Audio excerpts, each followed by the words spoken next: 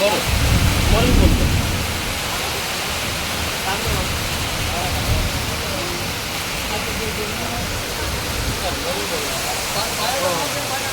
हो हो हो हो देतो.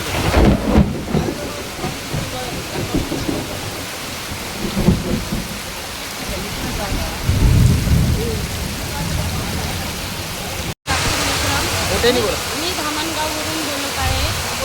कारण की आमच्या इथं पावसामुळे पूर्ण आमच्या म्हणजे अंगात पूर्ण पाणी साचलेलं आहे. गेल्या वर्षी आम्ही बोललो होतो की आम्हाला थोडीशी सुविधा पाहिजे, पण ग्रामपंचायतने काही लक्ष दिलं नाही. आणि आमची आता हे परिस्थिती आली आहे की आमची देवं बसलेले आहे. आम्ही एवढ्या अडचणीमध्ये आहो. आमची का बरं ऐकले नाही. विनंती केली होती तरी आमच्या मनभावना दुखवल्या तरी ग्रामपंचायतने लवकरात लवकर काही ना काहीतरी तोडगा काढून निर्णय घ्यावा. आणि तसेच लवकरात लवकर हे बघा परिस्थिती काय चालली आहे थोडं लक्ष द्यावे.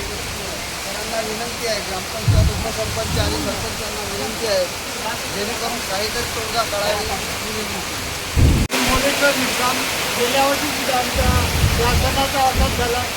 पाणी येऊन आमच्या कार्यक्रमाचा सत्यानाश आम्ही म्हणतो असंच झाला. आशिष भाऊ देरकर यांनी गेल्या वर्षी येऊन सुद्धा हेच परिस्थिती आम्ही त्यांना दर्शवली, पण त्यांनी नाली काढून देतो, पर्यायी व्यवस्था करून देतो असं म्हटले.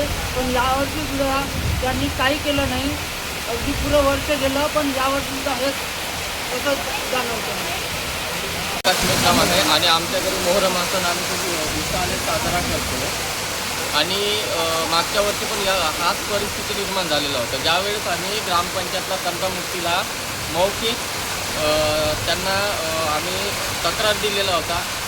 तंटामुक्तीचे अध्यक्ष, त्याच्यानंतर उपसरपंच आशिष देरकर साहेब पण आलेले होते. पण 1 वर्षापासून यावर कुठलाही तोडगा निघालेला नाही. आमचे धार्मिक भावना दुखावलेले आहेत. आणि जर आता वास्तविकता पाहतो म्हटलं तर बघा, इथे आम्ही हा जो मोहरम सण आहे खूप उत्साहाने साजरा करत आहोत. याच्यामध्येही आम्ही ग्रामपंचायतला बोललेलो आहोत की आम्हाला यासाठी पर्यायी मार्ग काढून द्या. पण आत्तापर्यंत ग्रामपंचायतकडून कोणताही पर्यायी मार्ग निघालेला नाही आहे. आता यामध्ये